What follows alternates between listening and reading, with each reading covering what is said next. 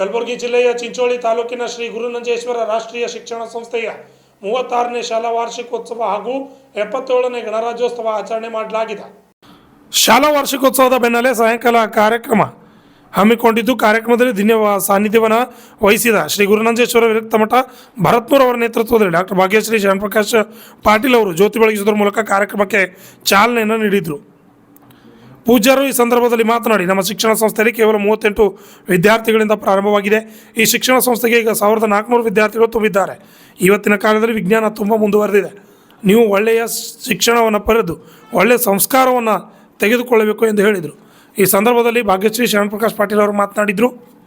ಪೂಜ್ಯರ ಅಮೃತ ಹಸ್ತದಿಂದ ಈ ಸಂಸ್ಥೆ ಪ್ರಾರಂಭವಾಗಿ ಕೇವಲ 38 ವಿದ್ಯಾರ್ಥಿಗಳಿಂದ ಪ್ರಾರಂಭವಾಗಿರ್ತಕ್ಕಂಥ ಈ ಸಂಸ್ಥೆ ಇವತ್ತು ಸುಮಾರು 1400 ವಿದ್ಯಾರ್ಥಿಗಳು ಅಧ್ಯಯನ ಮಾಡ್ತಾ ಇದ್ದಾರಂದ್ರೆ ನಿಜವಾಗಿಯೂ ನಂಬದ ಒಂದು ಮಾಡಿರ್ತಕ್ಕಂಥ ಸೇವೆ ಬಹಳ ಅನನ್ಯ ಅಮೂಲ್ಯ ಅನ್ನತಕ್ಕಂಥ ಮಾತನ್ನ ಸಂದರ್ಭದಲ್ಲಿ ತಿಳಿಸಿ, ಅಷ್ಟೇ ಅಲ್ಲ ಈ ಸಂಸ್ಥೆ ಬೆಳಿಬೇಕಾಗಿತ್ತಂದ್ರೆ ಈ ಆಡಳಿತ ಮಂಡಳಿಯವರ ಒಂದು ಸಹಕಾರ ಎಷ್ಟಿದೆಯಪ್ಪ ಅಂತ ಕೇಳಿದ್ರೆ ನಿಜವಾಗಿಯೂ ಬಹಳ ಒಂದು ಹೆಮ್ಮೆಯನ್ನು ಪಡಬೇಕು. ಈಗ ಸುಮಾರು 17, 18, 19 ಜನರು ಎರಡನ್ನು ಬಂದಿದ್ದಾರೆ.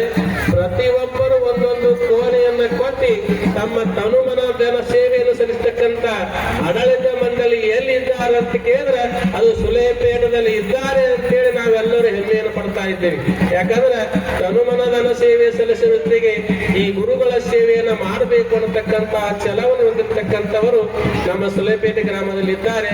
ಅದಕ್ಕಾಗಿ ಈ ಸಂಸ್ಥೆ ಬಹಳ ಒಳ್ಳೆಯ ರೀತಿಯಾಗಿ ನಮ್ಮ ಪ್ರಾಥಮಿಕ ಶಾಲೆ, ಪ್ರೌಢಶಾಲೆ ಮತ್ತು ಪದವಿ ಪೂರ್ವ ಶಿಕ್ಷಣ ಶಾಲೆ ಎಲ್ಲ ಶಾಲೆಯನ್ನು ಮಾಡುವುದರ ಮುಖಾಂತರ ನಮ್ಮ ಡಾಕ್ಟರ್ ಬಾಬಾ ಸಾಹೇಬ್ ಅಂಬೇಡ್ಕರ್ ಅವರು ಹೇಳಿದ ಹಾಗೆ ಶಿಕ್ಷಣ ವಂಚಿತರಾಗಬಾರದು ಅಂತಕ್ಕಂಥ ಸಂವಿಧಾನ ಏನಿಲ್ಲ, ಆ ಸಂವಿಧಾನವನ್ನ ನಾವು ಚಾಚು ತಪ್ಪದೆ ಪಾಲನೆ ಮಾಡಬೇಕಾಗಿತ್ತಂದ್ರೆ ಪ್ರತಿಯೊಬ್ಬ ಮಗು ಶಿಕ್ಷಣದಿಂದ ವಂಚಿತರಾಗಬಾರದು, ಶಿಕ್ಷಣವನ್ನು ಪಡೆದುಕೊಳ್ಳಬೇಕು, ತನ್ನ ಕಾಲ ಮೇಲೆ ತಾನು ನಿಂತು ತನ್ನ ಬದುಕನ್ನ ರೂಪಿಸಿಕೊಳ್ಳಬೇಕಾಗಿತ್ತಂದ್ರೆ ಅದರ ಮುಖ್ಯ ಉದ್ದೇಶ ಏನಪ್ಪಾ ಅಂದ್ರೆ ಶಿಕ್ಷಣ ಒಂದೇ ಅನ್ನತಕ್ಕಂತ ಮಾತನ್ನ ಡಾಕ್ಟರ್ ಬಾಬಾ ಸಾಹೇಬ್ ಅಂಬೇಡ್ಕರ್ ಹೇಳಿದರು.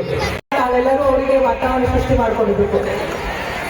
ಇವತ್ತು ನಮ್ಮ ಮಕ್ಕಳಿಗೆ ಏನಾಗ್ತಾ ಇದೆ ಅಂತಂದ್ರೆ ಯಾವುದಕ್ಕೂ ಕಮ್ಮಿ ಇಲ್ಲ, ಎಲ್ಲ ನಾವು ಕೊಡ್ತಾ ಇದ್ದೀವಿ. ನಾವು ಪಾಲಕರಾಗಿ ಆದಷ್ಟು ನಮ್ಮ ಕೈಯಿಂದ ನಮ್ಗೆ ಆಗ್ತದೋ ಇಲ್ಲೋ ನಮ್ಮ ಮಕ್ಕಳಿಗೆ ಎಲ್ಲ ಸಿಗಲಿ ಅನ್ನೋದು ನಮ್ಮ ಭಾವನೆ ಇದೆ. ನಮ್ಮ ಮಕ್ಕಳನ್ನು ಬೆಳೆಸಬೇಕು ಅನ್ನೋದಿದೆ.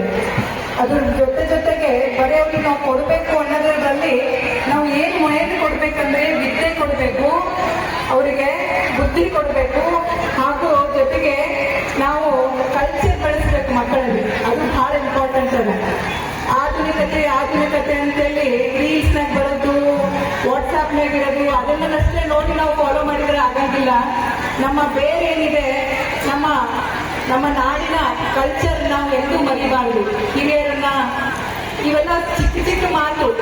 ನಾವು ಸಣ್ಣವರಿದ್ದಾಗ ನಾವು ಏನ್ ನಮ್ಮ ಅವ್ವ ಅಮ್ಮನಿಗೆ ಕರ್ತೀವಲ್ಲ, ಅದೇ ನಮ್ಮ ಮಕ್ಕಳಿಗೆ ನಾವು ಅದರೊಳಗೆ 70% ಕಲ್ತರೂ ನಮ್ಮ ಮಕ್ಕಳು ನಮ್ಗಿಂತ ಜಾಸ್ತಿ ಸಕ್ಸಸ್ ಆಗ್ತಾರೆ. ಯಾಕಂದ್ರೆ ಅವರಿಗೆ ನಮಗ್ ಸಿಕ್ಕಿದ್ಕಿಂತ ಒಳ್ಳೆ ಕ್ವಾಲಿಟಿ ವಿದ್ಯೆ ಸಿಗ್ತಾ ಇದೆ ಇವತ್ತಿನ ಕಾಲಕ್ಕೆ.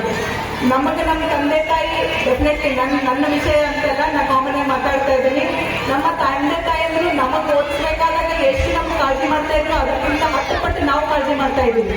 ಹೀಗಾಗಿ ನಾವು ಬೆಳೆಸೋದು ನಮ್ಮ ಅವ್ವ ಅಪ್ಪ ಬೆಳೆಸ್ದಂಗ ಬೆಳೆಸ್ಬೇಕು. ವಿದ್ಯೆ ಕೊಡ್ತಾ ಇದ್ದೀವಿ ಸೆಕೆಂಡ್ರಿ, ಅವರೆಷ್ಟು ಸ್ಟ್ರಿಕ್ಟ್ ಆಗಿ ನಮ್ಮ ಜೊತೆಗಿದ್ರಲ್ಲ ಅಂಥದ್ದೊಂದು ವಾತಾವರಣ ನಾವು ಮನೆಯಲ್ಲಿ ಸೃಷ್ಟಿ ಮಾಡಬೇಕು. ಈ ಕಾರ್ಯಕ್ರಮದಲ್ಲಿ ಡಾಕ್ಟರ್ ವಿಶ್ವನಾಥ್ ಪವಾರ್, BO ಲಕ್ಷ್ಮಯ್ಯ, ವಿಮಲಾಬಾಯಿ ನೀರ್ಣಿ, ಅಂಬರೀಶ್ ಸ್ವಂತ್, ಮಲ್ಲಿಕಾರ್ಜುನ್ ದೇಸಾಯಿ, ವೀರು ದೇಸಾಯಿ, ರೇವಣಸಿದ್ದಪ್ಪ ಚೌಧರಿ, ಸಿದ್ದಲಿಂಗಪ್ಪ ಪವಾರ್, ಸಿದ್ದರಾಮೇಶ್ ಅಜ್ಜನ್, ಆಡಳಿತ ಮಂಡಳಿ ಹಾಗೂ ಶಿಕ್ಷಕರು ಮತ್ತು ಶಿಕ್ಷಕಿಯರು, ಪೋಷಕರು ಉಪಸ್ಥಿತರಿದ್ದರು. ಲಿಂಗರಾಜ ಸ್ವಾಮಿ, RJ 32 ಕನ್ನಡ ನ್ಯೂಸ್, ಚಿಂಚೋಳಿ.